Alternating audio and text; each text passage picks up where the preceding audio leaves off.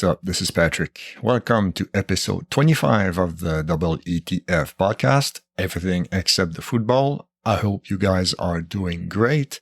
Today, this is part 2 of my conversation with Tom Neuerburg. We focused on the quick and quirky questions, but of course, as always, I added a couple other questions. So I hope you enjoy. And if you want to contribute to the show financially, you can do so at paypal.me/EETFpod. You can join the awesome club. You can join Carly, who donated twice. You can join Kevin, Josh, Nick, Ambags, Hector, and Tom Neuerburg. Again, thank you very much. And also, you can drop us a review on iTunes or anywhere else. If you want to reach us, you can drop us a line on Twitter at EETFpod or by email at EETFpodcast@gmail.com. So, without further ado, I hope you enjoy this conversation, part 2 of this conversation with Tom Neuerburg. Thanks.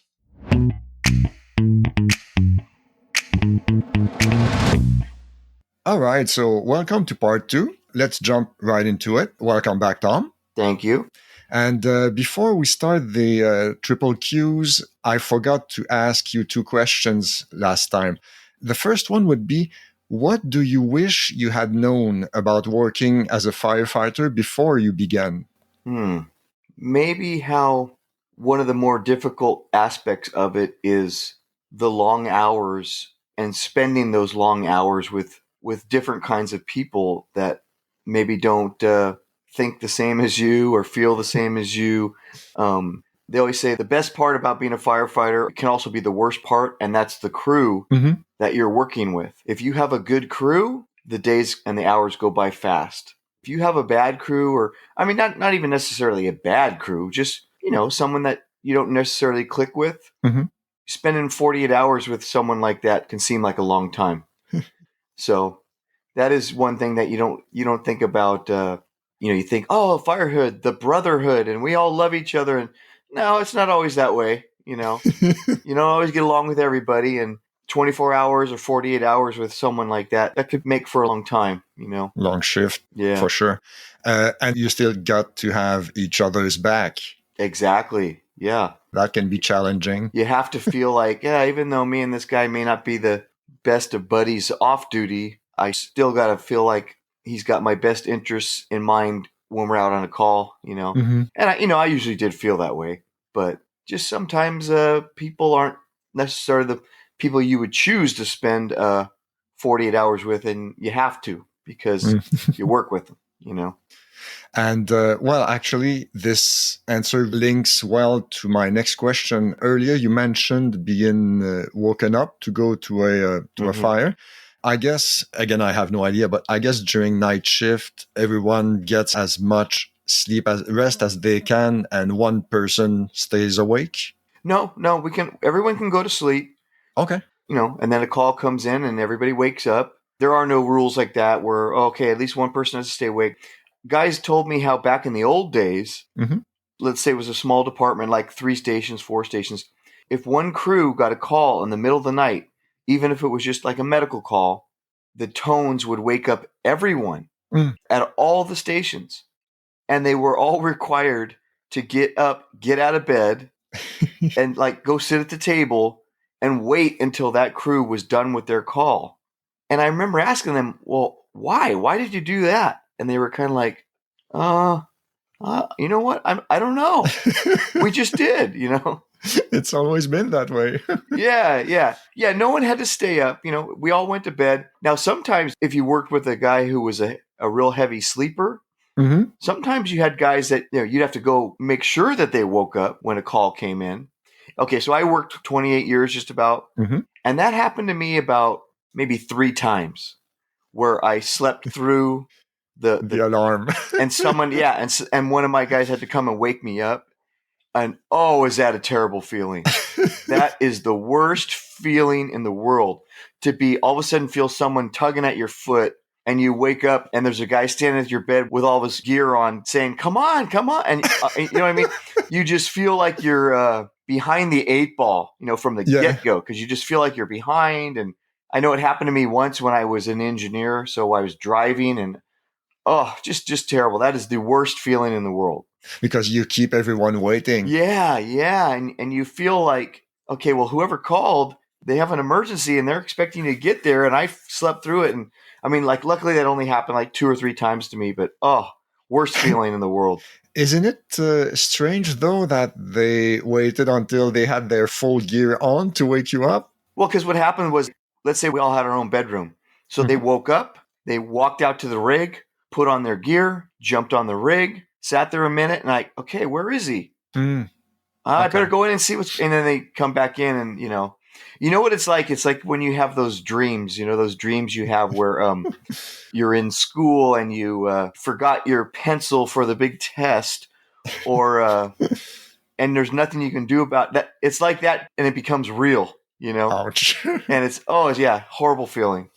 So you answered another question, actually. I was wondering if it was like an open area with bunk beds or something. No, actually, everyone had their own bedroom?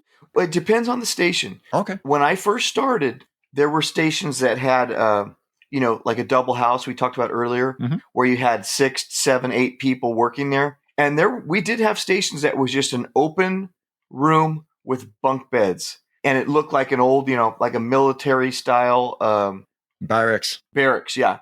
Well, what happened was when I got hired with 3 other people, right? 4 of us. One of the 4 was a female, and she was the first female in our department. Okay. So what they did was they got these like 6, 7 foot portable barriers, walls, and they set them up in between the beds to get some privacy. Nowadays, if they build a new fire station, they're built with separate bedrooms. Okay. Because of that type of thing. We have more females and, people want their privacy. It's not like the old days where the good old boys and we all sleep in the same room.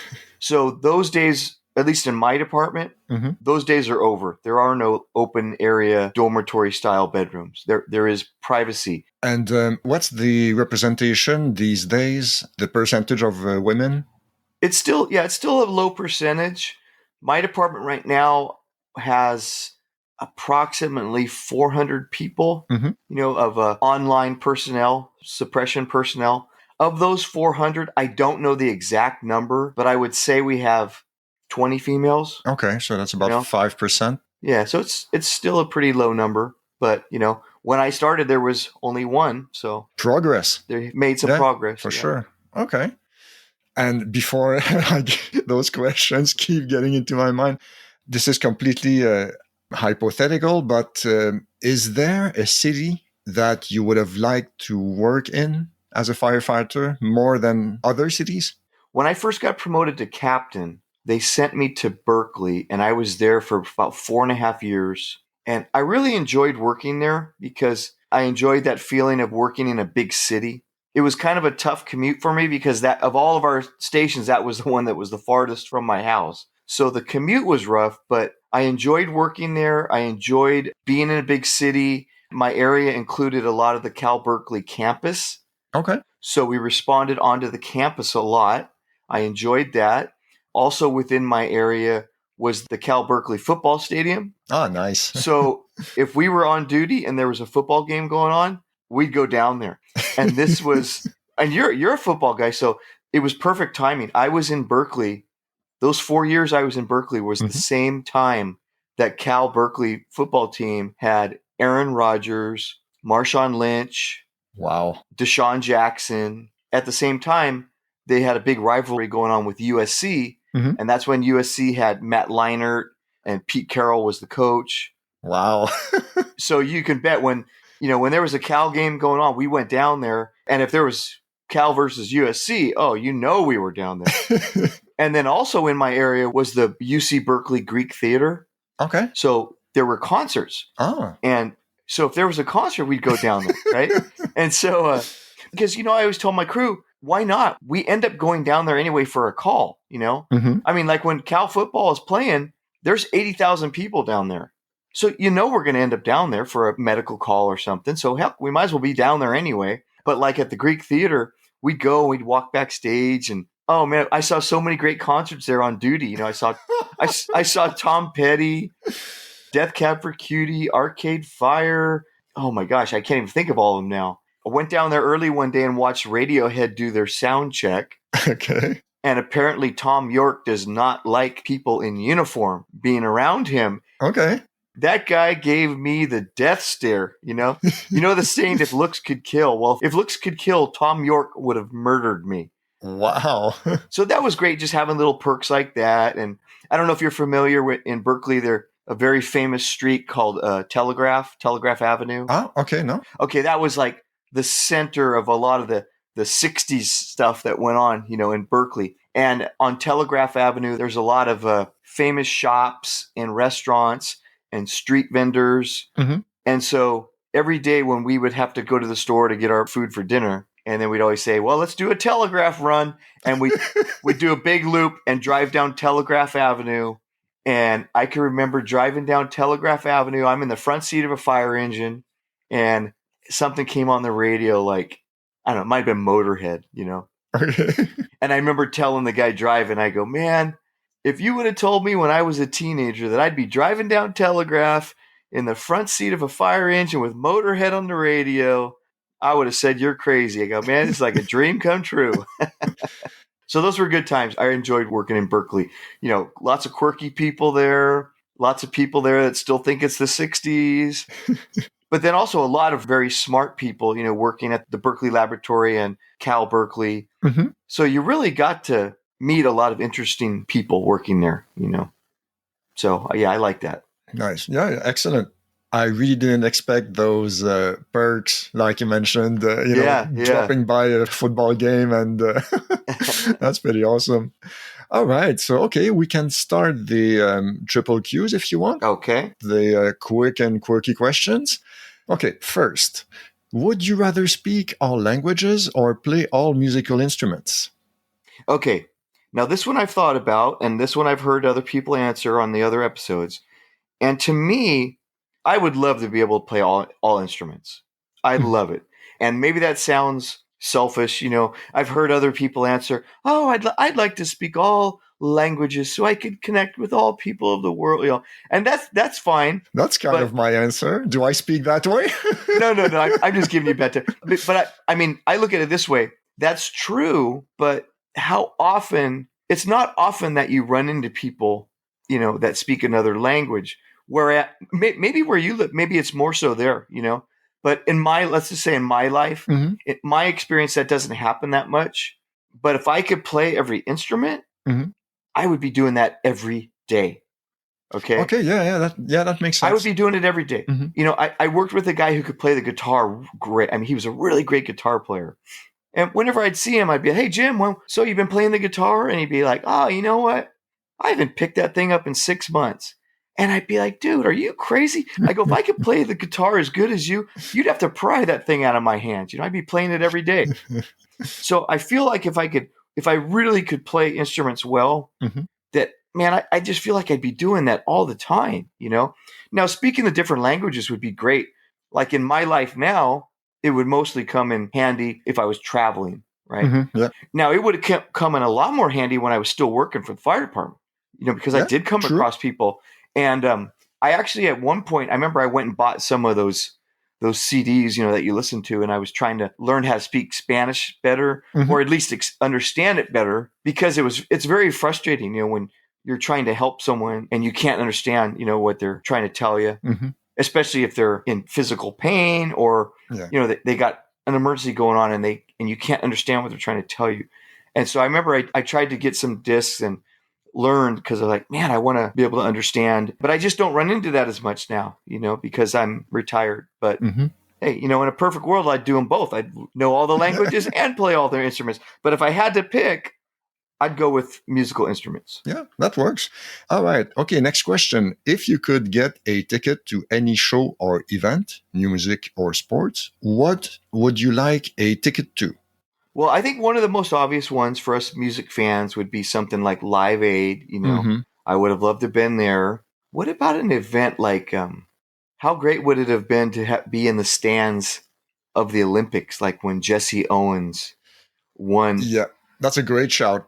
The track thing. I mean, man, that would have been great. And if I could go back in time, I wouldn't mind having a ticket and going back to that first Thin Lizzy concert I went to. There you go. You know? But I mean, come on, Live Aid. We all wish we could have been at Live Aid, you know. Any music fan of our age remembers that day. Yeah.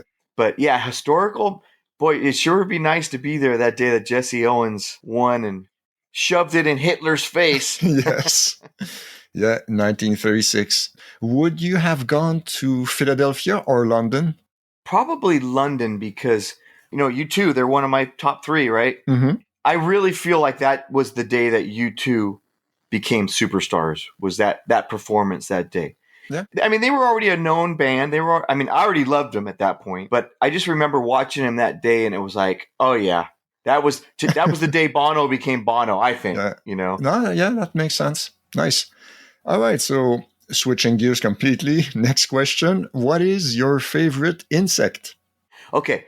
I don't know if you'd consider this my favorite insect, but when I was a kid, I used to see these bugs all the time and I don't see them anymore. It's almost like they disappeared. And we used to call them roly-polies. Okay. I think people also called them a potato bug. And they were really small. Okay. And they were almost like a tiny little, like a centipede, but tiny. And it had like a shell back. But the thing is, if you touched it, it rolled up into a ball as a protection mode thing. Okay. And I never see those anymore. When I was a kid, we used to see those everywhere, you know, crawling through the grass or whatever. And I never, ever see those anymore. It's almost like they disappeared. So probably because of the climate change. I don't know. It's the weirdest thing. And then my other one would be, I loved fireflies when I was a kid. Yeah. And where I live, like out here in California, we don't have those. And my mom and dad are both from Iowa. Okay. And so as a kid, we'd go back there about every 2 or 3 years. We'd go back there in the summer. My dad had 8 brothers and sisters. They'd have a family reunion. Mm-hmm. And so we'd go back there and we'd see those fireflies in the summer. And oh my God, we were just amazed by those things, you know. So those would be my two, I guess. The roly-poly and the firefly. Okay, yeah, excellent answers. And by the way, another aside, how come your parents moved to California? My dad was in the Air Force, and so he got sent out here. There's an Air Force base in the Bay Area, Travis Air Force Base. Okay. He got sent out here, and he got sent here in 1958. That was the same year that the San Francisco Giants came here from New York, which is why our family was such big Giants fans. Okay. And also why we are more for the 49ers, because the Raiders weren't here yet either. The Raiders and the A's, they both came here in 68. Okay. So my mom and dad had already been here 10 years. And even though we lived in the East Bay, that's why we like the San Francisco teams. Okay. But anyway, that's how come he ended up out here. Okay. And 1958, he probably, I mean, I don't know if the age fits, but did he have to go to Vietnam or? No, he was done by then. Okay. Yeah. My dad now is like 84 years old, I think. So he was in the service, but I don't think he saw any wartime. Okay. I think he just missed it. He was kind of in between, Okay. Vietnam and whatever came before that. Okay. Well, that's good. Yeah. He lucked out. Yeah. All right. So next question. What scene from a movie scarred you for life? This is a funny question because I just posted a thing on Facebook about this the other day. And it's the guy in the movie Chitty Chitty Bang Bang. Mm-hmm. And the guy who plays the child catcher. Mm-hmm. Because he goes around, there's like a town where no kids are allowed, and this guy goes around chasing kids, and he's got a big net, and he catches them in his net, and he looks like he almost has like a goth look to him. He's got long black hair, pale white skin, big nose, and man, those scenes with that guy, oh, they scared the shit out of me when I was a kid. I can remember just not being able to sleep at night, being so afraid of that character. I've heard of that movie, but I've never seen it.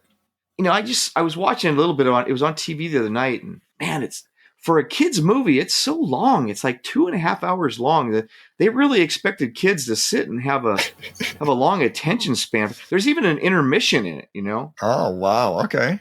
But it's got Dick Van Dyke. He's always one of my favorites. I always loved Dick Van Dyke. But as a kid, that movie came out when I was pretty little, and that guy just scared the hell out of me. The child catcher. All right. Okay, so next question. What is the best nickname you've ever heard? Oh, I love the Jack the Ripper, my favorite ball player, Jack Clark. Yep. He was Jack the Ripper. I love that nickname. Nice. Yeah. That's the kind of nickname you want to have. That's a badass nickname. Yeah, absolutely. That reminds me, you remember Jack McDowell from the Chicago White Sox and the Yankees after that?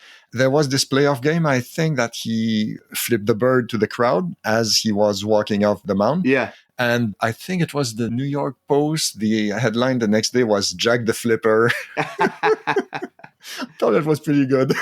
Yeah, but he probably didn't like that one. Probably. He was a really intense guy, McDowell, if I remember. Yeah, he was. Memories. All right, so next question. What would you name your boat if you had one? Well, I'll tell you this. I don't think I'd ever want a boat. I can tell you that right off the top of my head. When I was working in San Leandro, I was stationed there for nine and a half years. My station, in addition to having a fire engine, we also had a boat. We also had the rescue boat. Oh, wow. And so we responded out onto the bay, for water rescue calls. Okay. And I'll tell you, that thing, it kind of ruined any love I might have for boating because, man, when you go out on the bay and it's a choppy day and you're responding fast, right? Mm-hmm. Oh my God, that beats the hell. It beats the hell out of you physically, It physically beats the hell out of you. Man, I got to the point there when, we had special tones that would go off when it was a water rescue call. Ah, okay. The alarm sounded a little bit different. And it got to the point where when those tones would go off and we'd just be like, oh no, especially if it was like a cold, stormy day and you knew it was going to be rough out there on the water. But anyway, if I did have a boat, I would think I would name it something like, maybe I'd name it the Black Rose after the Thin Lizzy album. Okay. Black Rose. Huh. That kind of sounds like a cool name for a boat.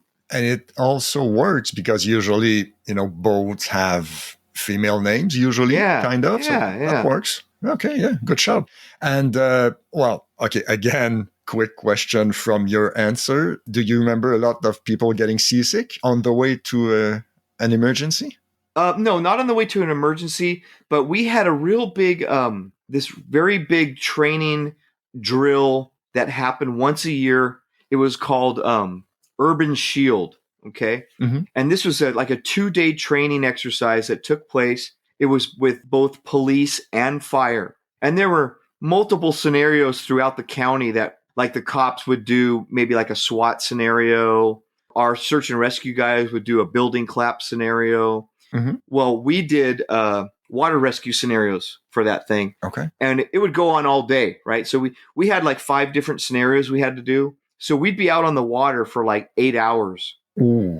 And I remember we had a guy that worked for our department and he was like a videographer and a photographer. And he would go around our department all the time, taking pictures, taking videos. Sometimes he'd show up on calls. Sometimes he'd come to drills. And I remember he was assigned to us that day. They told, hey, you go with the boat guys, get some video of them. That poor guy, he got seasick. Oh, God. He got seasick right away. And it was funny. He was just miserable. I felt so sorry for him. And I was trying to give him some tips because everything he was doing the wrong thing that would make it even worse. Like he went down below deck and I'm like, no, dude, you got to come up. Mm-hmm. Anyway, we were able to get him off the boat. I radioed for somebody, hey, come out and get this guy. He is so sick. And you do these drills. It's a competition, right? You're trying to, there's either a time element to it or whatever. Well, our crew and all the departments of the county, came to this. Well, our crew, we took, I think, second place, in the water rescue. Mm-hmm. So the following night, they have a big banquet reception at like the Marriott Hotel in downtown Oakland. And they award people their awards, so we won the award. And the guy, who presented it to us is that guy, Tom Ridge. I think he might have been the governor of Pennsylvania. Okay. But then he was the very first guy that was the leader of Homeland Security, when they developed that. Mm-hmm. Anyway, he was the guy that handed me the award. Nice. But the funny thing is at the end of this banquet, they played a video, like a highlight video of all the day's events. We were literally in the video for like 1.5 seconds. And it was all because our guy got sick and he wasn't there to film us doing any of our stuff. Wow, that sucks. But no, I never did get seasick because we were usually, it's when things slow down a little bit and you can start thinking about like, oh God, I've been on this boat a long time. That's when it starts getting you, you know? Yeah. But don't get me wrong, we had fun times. You know, I mean, there were fun times out on that boat, training. I mean, I drove that boat underneath the Golden Gate Bridge. Mm. I drove that boat out in McCovey Cove, which is that water area. Behind the stadium. Yeah. Yeah. I drove that boat, you know, through there. I've driven that boat out into the middle of the San Francisco Bay and jumped out and swam, you know. So we did have fun, but it physically was hard on your body, you know, doing that. So I guess you had to learn how to drive the boat. Yeah. Yeah. When I got sent to that station, I had to learn it pretty much on my own, or my guys that were there taught me. Okay. Because, you know, I had no real boating experience in my personal life. I've never owned a boat or anything. Think about this, Patrick. It's not even about operating the boat, but how about you got to learn how to drive the truck that tows the boat? Okay, yeah. And back the boat down the marina so you can launch the boat. Mm-hmm. I've never owned a boat. I've never owned a trailer. So I had to learn that. You know, before I could even learn how to operate the boat, I had to learn how to tow the damn thing down to the marina, you know? Jesus. Because here's the thing. When you're in the fire department and you go out in public and you do anything, there's always going to be people watching you, right? For sure, yeah. It could be citizens or it could be a news camera. But you don't want to be the guy who's trying to get this boat in the water for an emergency and you can't back it down the ramp. Yeah. You know what I mean? So when I first got to that station, I was out there every day practicing. You know, I'd pull the boat out just in front of the station because we were kind of on a busy street. Mm-hmm. I'd pull it out and I'd kind of, you know, maybe do a big circle and then I'd back it in. Mm-hmm. And I would just do that over and over and over until it got to the point where I could put that thing on a dime, you know? Nice. But when I first got there, I didn't know how to do it. So I had to learn because I'm like, I'll be damned if I'm going to be the guy live on Channel 5 News. You know, hey, look at the firefighter. He can't back the boat down. Meanwhile, little Johnny is out in the water drowning, you know? You don't want to be that guy. Yeah. That's true. All right. Next question. Oh, my God. Yeah, I'm sure you got something good for that one. Where is the worst smelling place you've ever been in? Yeah. Well, I mean, come on. I've smelt some bad things, okay? People, I mean, listen, I don't want to get too gross, but dead bodies after 3 or 4 days, you never forget that smell. I believe you. And just on a daily basis, I mean, one thing I learned when you asked me something earlier about like, what didn't I know about the fire department? Mm-hmm. Or, you know, I'll tell you one thing that I learned quickly was how many people live like pigs. Okay. When I first got in there, I was shocked at how many houses we went into were dirty, nasty, smelly, messy, stinky. Okay? Jesus. And I'll tell you what, it got to the point where we were more shocked when we went into a nice, clean house. Wow. That was more shocking than a messy, nasty, stinky house. Okay. So you know what our trick was? I bet every firefighter will tell you this. You know what you always carry in your pocket? A little container of Vicks. Vicks, yes, like Silence of the Lambs. Oh, yeah, you're right, yeah. Okay, well, that's something in movies. That's real life. Okay. You do that. You take a little dab of that, put it in your nose. And that is not an exaggeration. We truly do that. All right. Okay, so not to be gross again, like you mentioned, but there has to be one event that was like, okay, this tops everything else. You know what, Patrick, there is, and there's no way I could tell you it without it being too, I'm telling you, it'll be too gross. Okay. You don't want this on your show. Okay. But let's just put it this way. When you die, your body lets loose, right? Your body lets loose of everything. Yes. So your body lets loose of everything. So there's that smell. Mm-hmm. And then let's say you're laying there 3 or 4 days before someone finds you. Mm-hmm. There's that smell. Yes. And let's just say insects like that stuff. Okay. Okay. Uh-huh. Us humans don't, but insects do, and it's bad. Okay. oh, Jesus. We are talking California. We are not like talking Alaska. Yeah. In the cold. That doesn't help either. Yeah. And I'll tell you, the one that was so bad was we had just got done eating dinner. And so you walk into something like that with a nice full stomach, and that's the closest I've ever come to actually like vomiting. I've been with guys who've vomited. Uh-huh. Okay. I never have, thank God. But I came close on that one. And you know what made it even worse was the person that we responded to, the dead body. Uh-huh. We had just been on a call on her like a week earlier. Oh. Yeah, so that was kind of sad. You know, she was a person who probably didn't have all of her marbles together. Uh-huh. You know what I mean? And I think she might have been probably was a drinker, and she lived alone. She lived in this little condo apartment type thing right across the street from this little mom and pop grocery store. And she had fallen in the grocery store and hit her head. And so we responded to her, and she was being very aggressive, and she was being very uncooperative, you know, because, you know, we're just trying to be, hey, man, we're here to help. Oh, leave me alone. Leave me alone. You know, one of those type of people. Mm-hmm. And so, you know, we check her out, and, you know, you ask, are you A&O, alert and oriented? Okay. What year is it? What city are you in? Who's the president? I don't know, whatever else we asked him. I forget now. She answered all of our questions, right? And she's over 18 years old. So, okay, well, you can go home. So we let her go home. And I remember we were all kind of thinking, man, I bet she'd go to the hospital. Well, like the next day, you know, we saw her out and about walking down the street. So it's like, oh, good. There's, you know, Martha or whatever her name is. Mm-hmm. And then a week later, she was the one that we got called to the house, and she had been laying there for a long time. It was an ugly scene.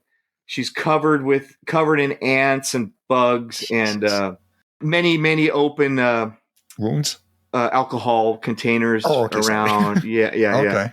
And dude, I'm telling you, it was bad. It was really bad. Overdose? I don't know.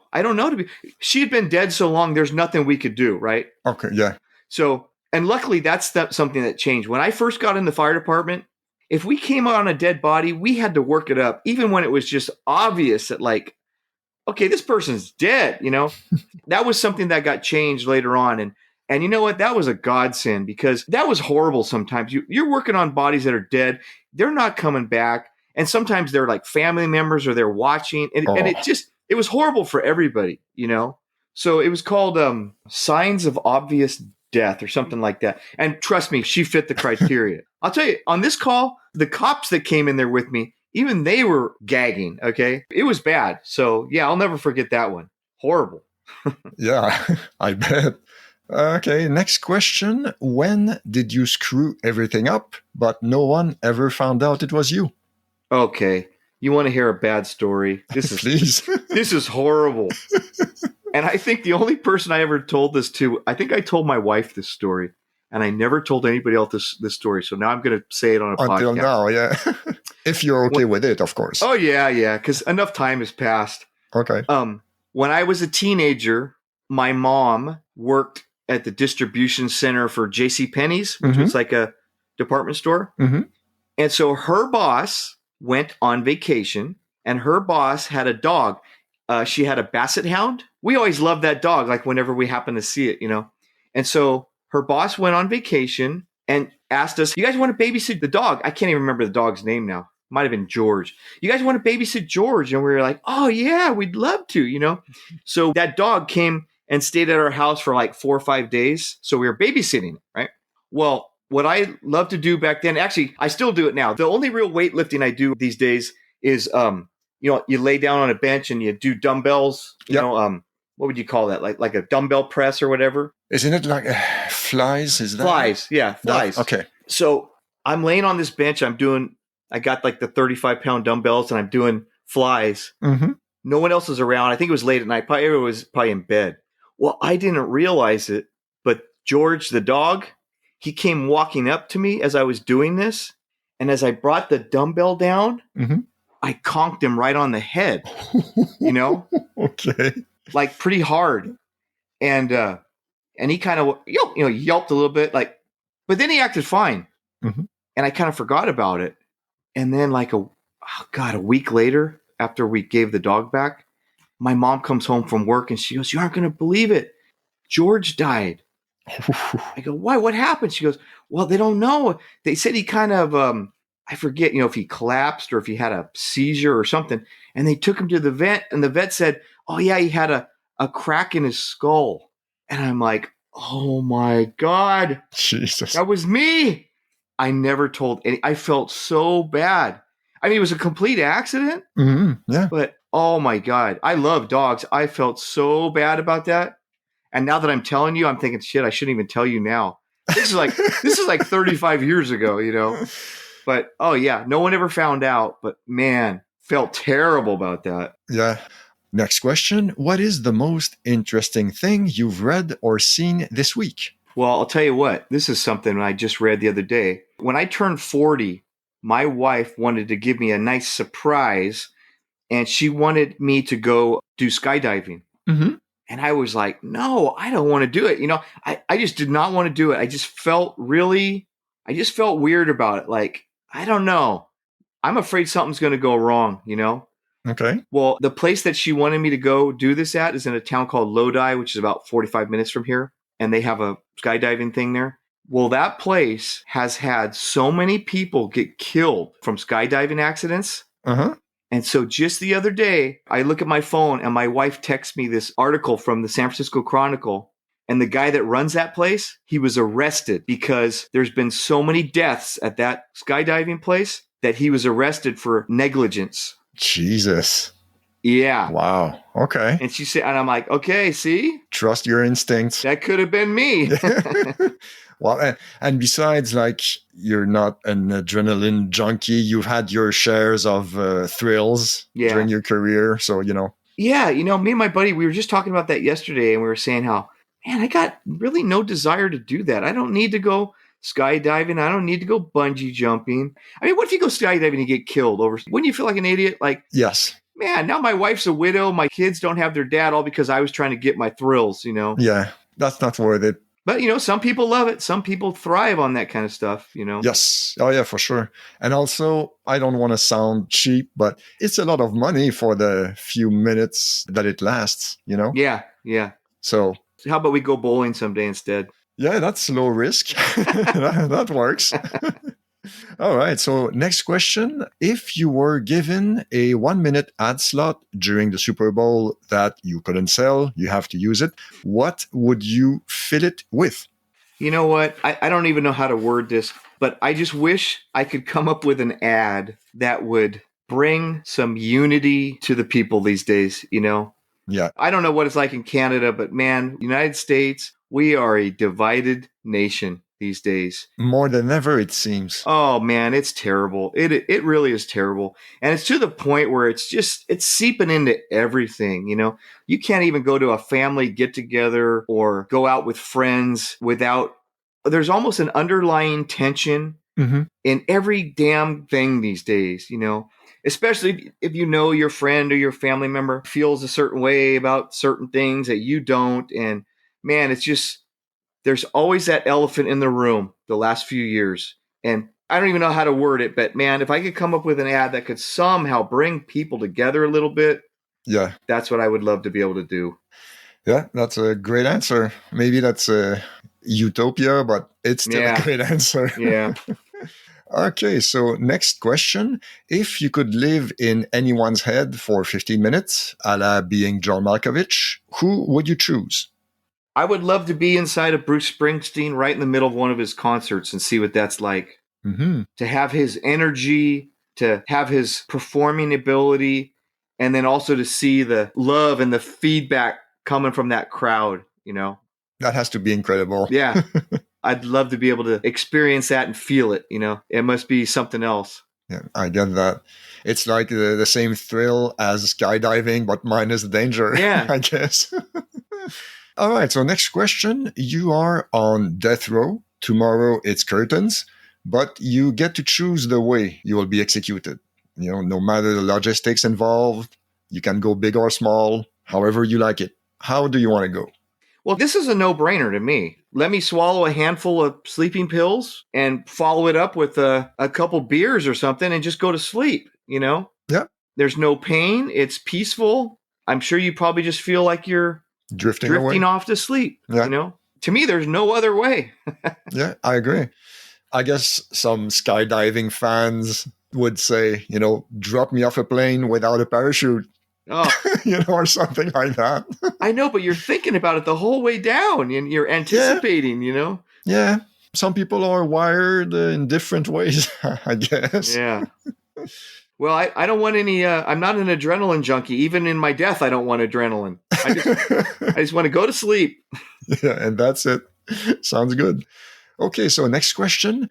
Your superpower is that you can give phobias to people. What would you make people afraid of? And this is another one that's going to sound like a utopia. But how about giving people the fear of being an asshole, Yeah, that came up before Oh, yeah, in okay. previous episodes, but that's good. That's excellent. Because, boy, do we have an abundance of that these days, Yes. How about the fear of, like, offending people and the fear of not being nice to your fellow man, Yeah, absolutely. And it doesn't cost anything to be nice. Yeah. Well, you know what's my pet peeve? My pet peeve is when people are jackasses and they just say terrible things, and then their excuse is always, "Oh, I'm sorry, I don't have a filter. I just don't have a filter." Yeah. I hate that excuse, because to me, anyone who's saying I don't have a filter, basically what they're saying is I'm an asshole. I'm an asshole, and I don't want to make the effort of not being an asshole for 15 seconds. Exactly. Okay, you don't have a filter, well, develop a filter, Yeah. It's called being a decent human being. Yeah, absolutely. All right. So next question. Would you rather win $2 million tax-free, no questions, or wake up tomorrow still in 2021, but 10 years younger? Oh, 10 years younger. No doubt about it. No doubt about it. I mean, especially if I'm like basically the same person, but 10 years younger. Mm-hmm. That would fall into that category of, oh boy, if I only knew then what I know now, But yeah, plus remember, Patrick, I live in California. $2 million isn't that much. Okay. Yeah. Okay. Yeah. And now if you said 20 million, I was going to say that. Okay. Then I'd probably take the money. Okay. Then I could pack in 10 years worth of living by just, you know what I mean? Yes. You can make other people around you enjoy it as well. Yeah. Yeah. And you know what? That's funny. That's another thing I was just talking about with my friends yesterday. We were talking about how these guys that are so rich, like Trump and Bezos and guys like that, they're so rich, yet they always seem to just be wanting more. Yes. And I was saying how, I am 100% confident that if I was that rich as those guys, I would be out there spreading my money around and helping people, making people happy. And even something as simple as I go, wouldn't it be great if like you were so rich like those guys are? You're driving around town, you're walking around town, and maybe you come across like an auto shop, where people are getting their cars fixed. Mm-hmm. And you just pop in there and say, "Hey, everybody, it's on me. Whose ever car is in here getting fixed, it's on me." That would be just a drop in the bucket for those guys. Mm-hmm. But those people that they did that to, they would be so surprised and so happy, Yeah. Because they were talking about how my friend was saying how he really likes the fact that Bezos' ex-wife, since they've got divorced, she's been giving away so much money, Yeah. And I was like, yeah, I go, why wouldn't you do that? Nobody needs $300 billion. Help some people with it, I forgot how much she got. Isn't it like 20 or 40 bills? I don't know, but it's a lot. Mm-hmm. And she's been finding charities and stuff, and she's been being very altruistic with it, Mm-hmm. And I would love to be in a position to do that. And just you walk in the grocery store, hey, okay, all you people in line, I got it. Don't worry about it. It's on me today. Nice. That would be so fun to do. Yeah. And just think of how happy that would make people. Yeah. Not true. And also, like, for those people, whether they are worth, I don't know, like 100 million or 25 billion, that cannot change anything to their daily life. Exactly. They're still going to have a private jet and a driver and a bodyguard. And, at some point, it's just a number. Well, they have more money than they're ever going to spend in 20 lifetimes. Yeah.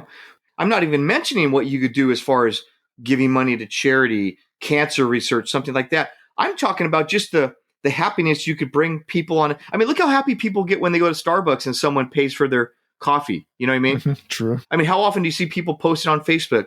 Oh, the nicest thing happened to me today. The guy in front of me, and that's a $4 cup of coffee. Mm-hmm. So what if you're in the shop getting your car fixed and it's going to cost you $5,000 and Joe Blow walks in and says, hey, Patrick, I got it. Don't worry about it.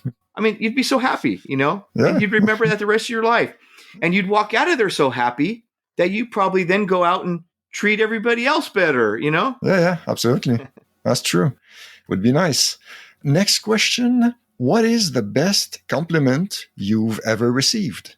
Well, my wife tells me this all the time, and I think it is a good compliment because it's something I pride myself on. And she always tells me that I have really good discernment. Like when it comes to figuring people out, like I'm pretty good at figuring people out. You know what I mean? Like within the first 5 minutes, Okay. I can usually figure out like, oh yeah, this guy's a nice guy, or oh no, this guy's an asshole. I don't think we want any part of it. You know what I mean? Uh-huh. I'm pretty good at that. And she admits it too. She'll say, yep, you were right. You're right about this guy. You were right about that guy. And it makes me happy that she sees and agrees like, oh yeah, you are pretty good at that, So that brings another question again. Would something like being a cop, would it have interested you? No. Or maybe the military, since your dad was in the Air Force? There's two things in my life that, if you want to call them regrets, that I kind of wish I would have done, that I feel like I missed out on. And yes, I would have liked to go in the military, like even if it was just for like 2 years, Mm-hmm. And I wish I would have gone to like a big 4-year college. Okay. Those are two experiences in my life that I kind of feel like, oh, I think I would have liked doing that. I don't think I ever would have want to be like a career military guy. Mm-hmm. And I never had any interest in being a cop, Whenever the firefighter job started to overlap with the cop job, I didn't like it that much. Like there was a few times, I had to get physical with people and maybe like restrain them or something, and or had to get angry with people and maybe yell at them, and I don't like that. I didn't want to do that. Like even now, when I'm retired, and I can't remember if I told you this earlier, but I got a fun little side job being an usher at a minor league baseball park. No. Yeah. Okay. Please. Yeah. So a couple of years ago, I got that job. There's a minor league baseball team 25 minutes away from my house. It's the single A team for the Oakland A's. Okay. And they're called the Stockton Ports. And so after I retired, I was like, oh, you know what? I think I'm going to go try to get a job at the baseball park. And so I got a job there as an usher. And I basically just stand there. I help people find their seats. And other than that, I just make chit chat with people. It's been pretty fun. I've met some interesting people there just by striking up conversations. Mm-hmm. But I even told them, when I had my little job interview with them, I said, hey, look, as the usher, am I going to have to like kick people out of the game if they're drunk or if they're rowdy? And they said, oh, no, you just tell security and they'll take care of that. And I'm like, okay, good. I go, because I have no interest in doing that. Yeah. I don't want to be that guy. That's just not my thing. It becomes another job entirely and maybe not as pleasant. Yeah. I'm there to have fun. I'm not there to get in confrontations with people. I don't want to do that. Awesome. Perfect. All right. Next question. What is your hometown best known for? Okay. So my hometown is Hayward. That's what I consider my hometown. Mm-hmm.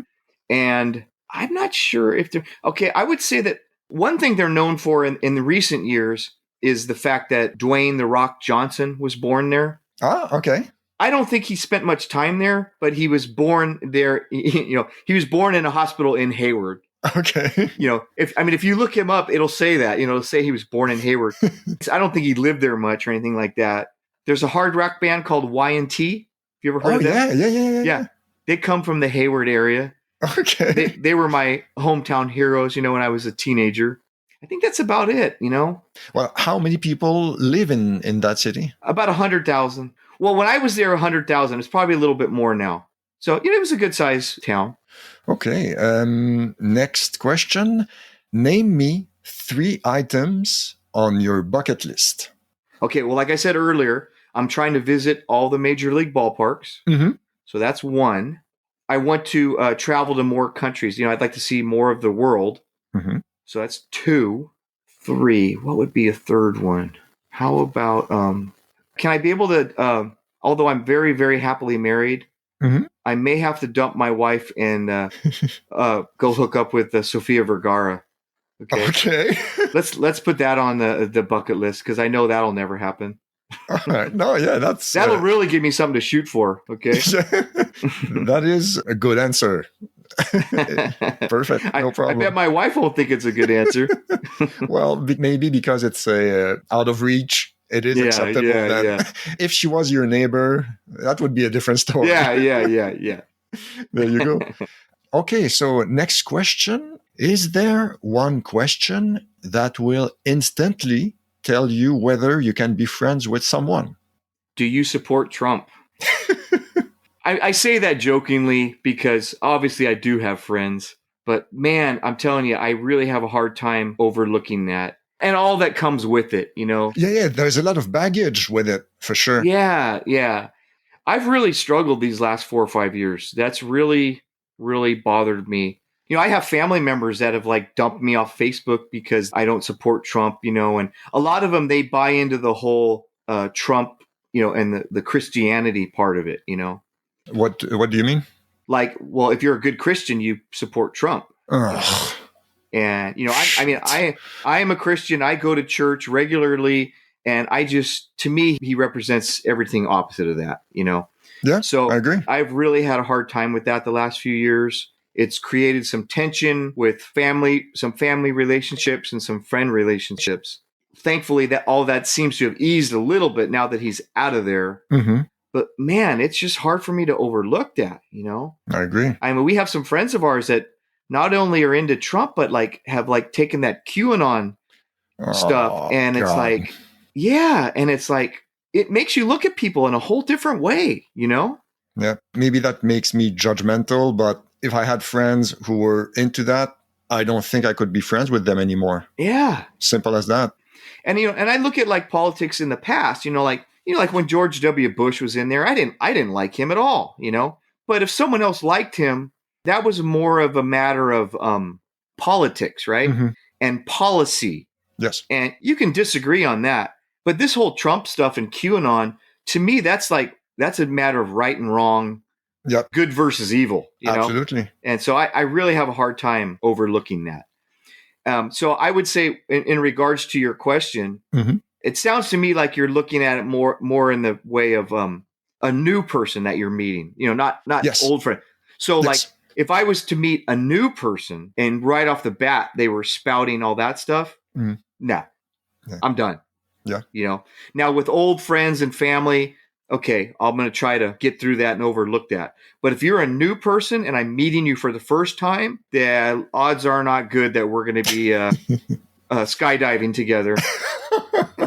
There you go. And if we are, I might be sabotaging your parachute. All right. I take advantage of the occasion to say hi to all the, law enforcement people that could be listening.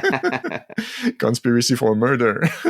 All right. No, just kidding. Next question. What is the best insult you've ever heard? Okay, Patrick, I'm going to answer this question, but I'm going to answer it without answering. Sure. Okay. So I mentioned earlier, I think me and one of my buddies, we went to Cleveland to watch the Warriors and the Cavaliers, in one of the NBA Finals games. Mm-hmm. Okay. So we get to Cleveland, right? And we had a good time. We went to 2 baseball games while we were there. We went to the Rock and Roll Hall of Fame. Mm-hmm. And then now we go to the basketball game. And we're surrounded by Cavalier fans, right? And we both had on our Warriors gear. So we sit down and the game starts. And immediately the Cavaliers jumped out to a 7-0 lead. So every time they scored a point with those 7 points, this guy sitting in front of us, he would turn around and look at us and aggressively clap, like kind of right in our face. God. And so after like the 3rd or 4th time he did that, I go, dude, why are you looking at us? The game's that way, Well, then that opened up the floodgates and he just started laying it on us, okay? And what you'll find if you go, and I hate to say it because it's such a cliche, but a lot of times if you travel the country, mm-hmm. especially if it's 2 guys like me and my buddy, mm-hmm. and they find out you're from San Francisco Bay Area, well, what's the first thing they start making? Oh, are you guys gay? Are you guys boyfriend? It's that kind of stuff, right? Mm-hmm. So he starts in with that. Well, his wife was sitting there, and then his wife turned around and she said something to me. I can't remember what it was. I'll put it to you this way. He laid some very heavy, offensive homosexual slurs on F word, yeah. The on us. other F word. Oh, no, worse than that, like what me and him were going to be doing. You know what I mean? God, I mean, okay. it was very, very offensive. Okay.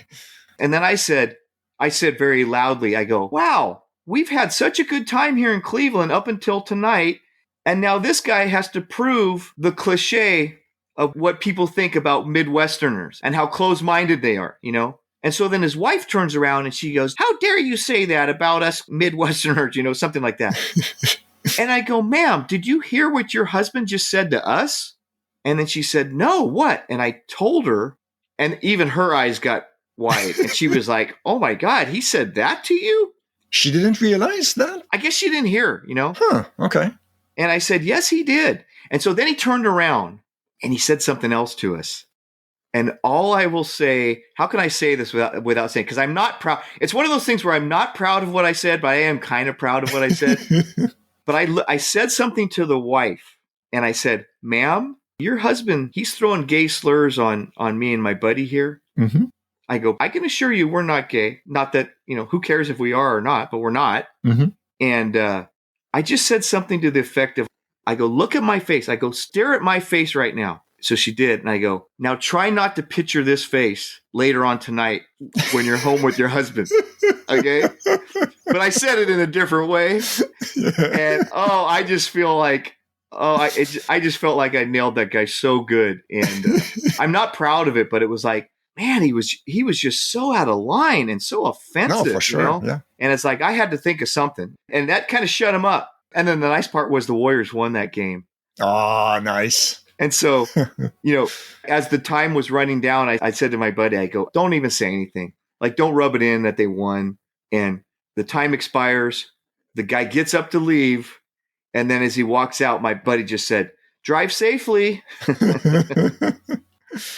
Yeah, it's unfortunate that sports events for some people can mean a green light to say whatever. Yeah. That's one thing about sports events in person that's disturbing. Yeah. Well, did you hear the story of the guy, the Giants fan, who was at the Dodger game in LA and they beat the hell out of him in the parking lot? Yeah. I was at that game. Oh. Okay. I was at that game. That was opening day 2011. Mm-hmm. So it was the year following the Giants' first World Series win. Mm-hmm. And I had been to Dodger Stadium before. You know, I've driven down there for Giants games, you know, because like I said, I like to see all the different ballparks, right? So me and my son, we went to that game and it was kind of a last minute decision. We got a ticket online. We went to the game. And I remember the night before my son said, hey, are you going to wear all your Giants gear? And I go, you know what? I'm not in the mood to get into it with anybody. You know, I just don't feel like it. And so he did. He wore like his shirt and a hat, whatever.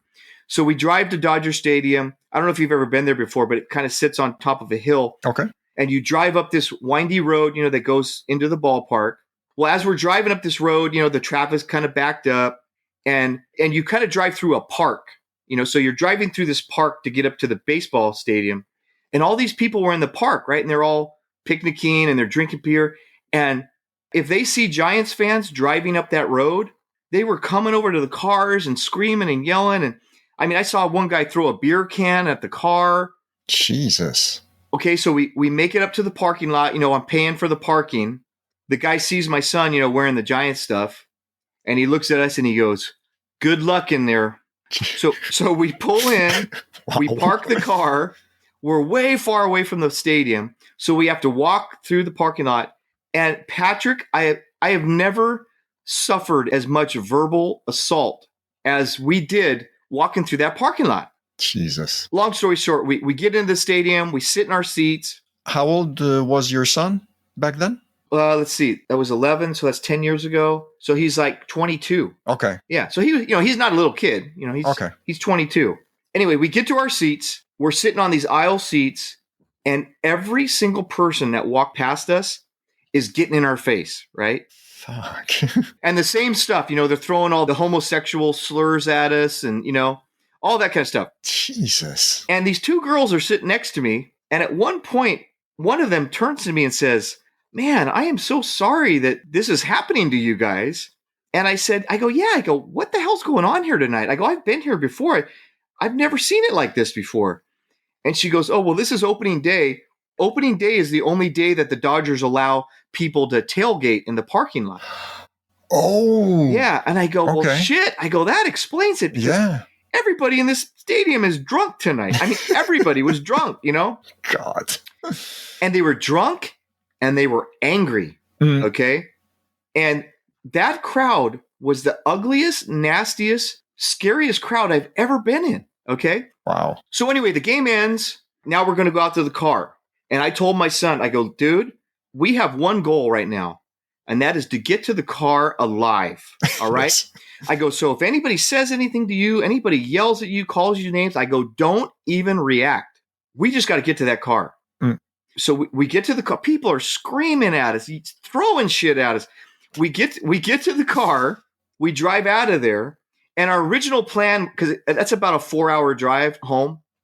So my original plan was like, hey, let's get out of LA, maybe drive about an hour, and then we'll just get a room at some, crappy little motel. We'll sleep and then wake up the next morning and come home. Well, I get in the car, I start driving, and next thing you know, I'm like, screw it. I'm just going straight home, So I we pull up into our driveway at like 2:30 in the morning.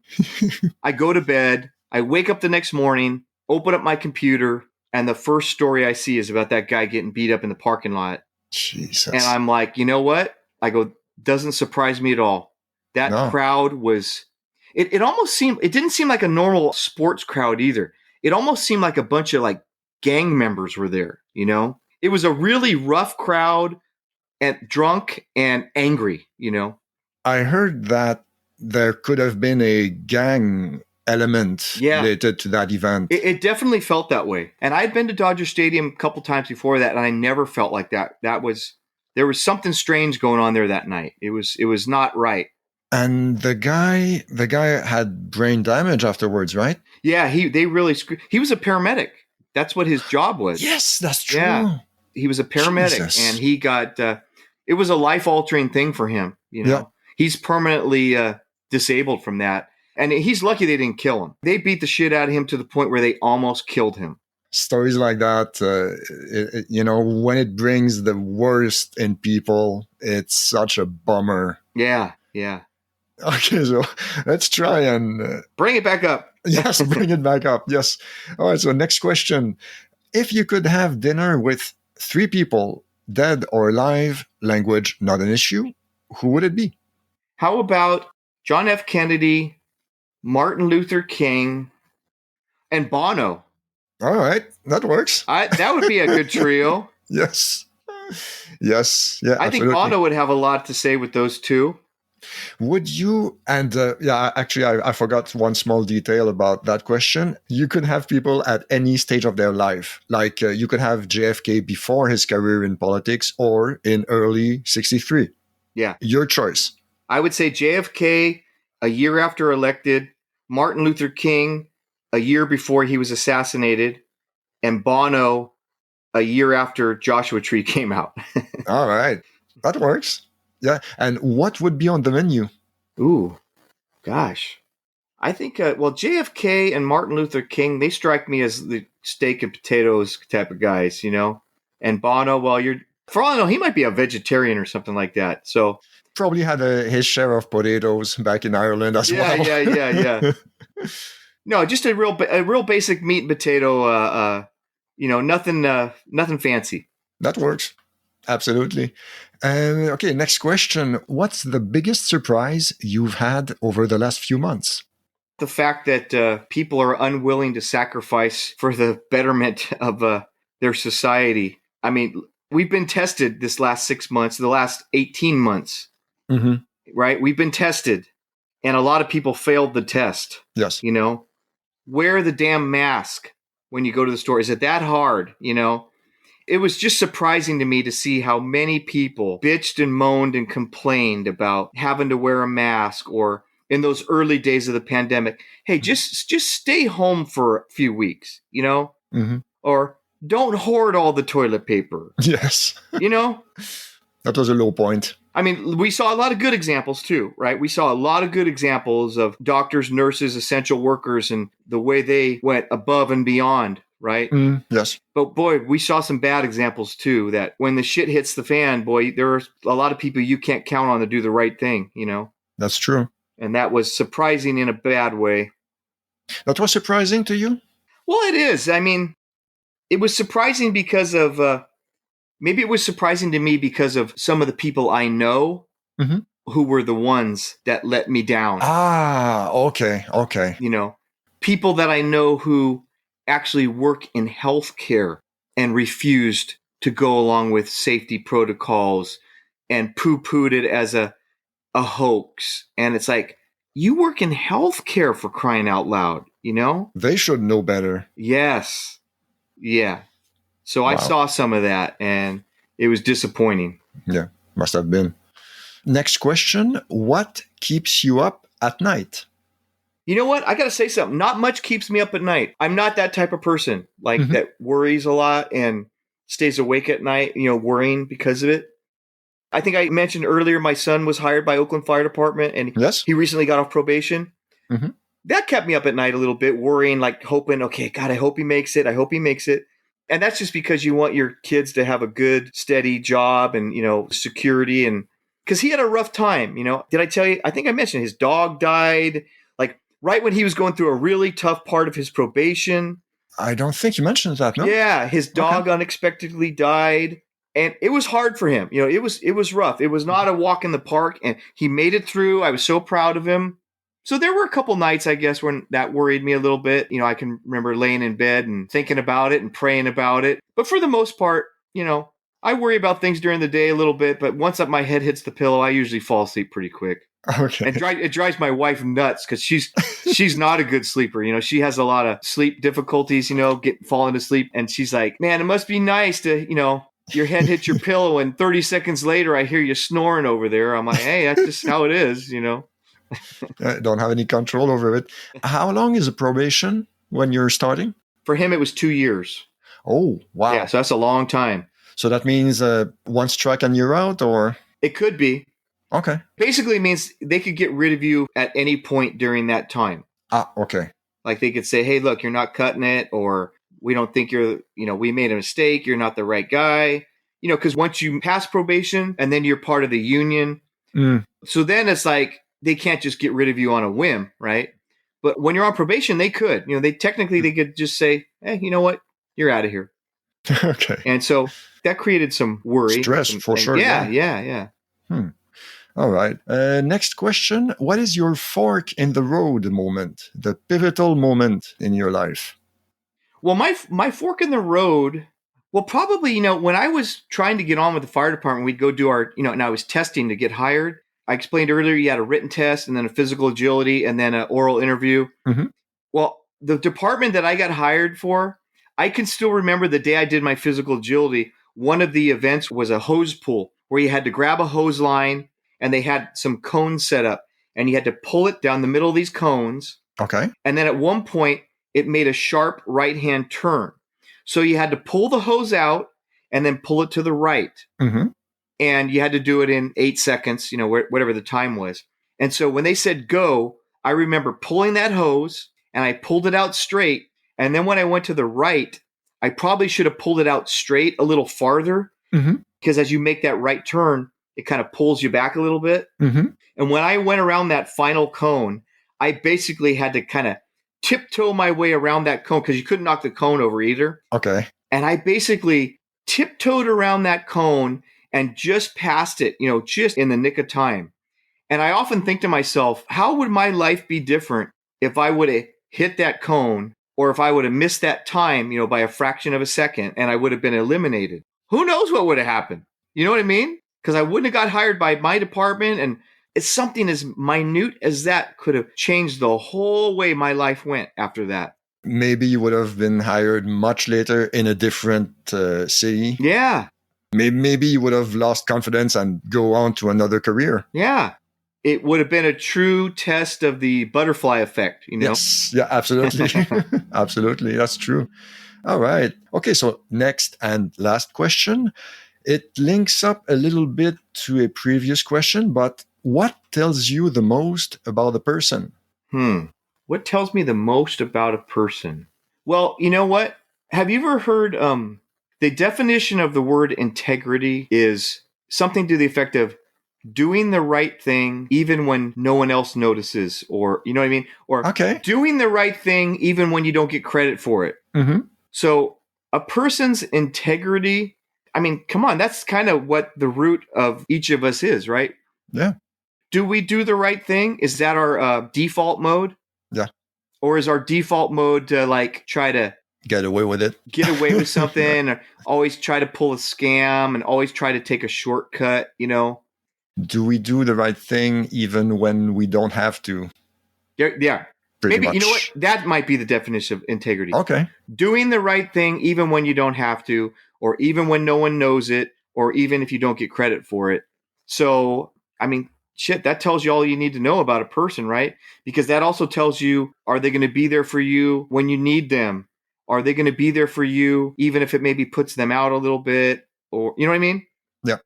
Are they going to be willing to suffer a little bit for you the way you'd be willing to suffer for them? Yeah. You know? Yeah, that's a good answer. And it was a new question, actually. So this is a good first answer. All right. So, yeah, that's the questions. Mm-hmm. Well, first, I have to thank you for your time. It was fantastic. Tons of great anecdotes. I had a great time. I hope you did as well. Oh, I did. It's great. Yeah. Awesome. I'm glad to hear that. Where can we find you online? Well, I'm on Facebook, Tom Neuerburg, Neuerburg. And I'm on Instagram. I don't know what my name is on there. I think my name on there is Pulp Tom. And then I'm on Twitter. Twitter is where I do my ranting and raving, Okay. like when it comes to like my politics and stuff. And don't follow me on Twitter unless you don't mind seeing some F-bombs or something, because I'm always on my best behavior, on Facebook and Instagram for the most part. Twitter is that's where I let my rage flow. Let loose. You're not too ranty on Twitter, I don't think. No. Well, that's where I do most of my politic ranting and raving. It's funny being in the fire department, especially let's say the last 10 years of my career, that's when social media really took off. And our chiefs and our higher ups, within the fire department, they really did keep an eye on our social media. And so I was always very cognizant of that. And I tried not to use, profanity or anything like that on Facebook. Plus my mom and dad are on there and my family and, but on Twitter, I let loose on there sometimes. Yeah, but that's where you can find me. All right. Sounds great. So thank you everyone for listening, and we will talk again soon. Thanks.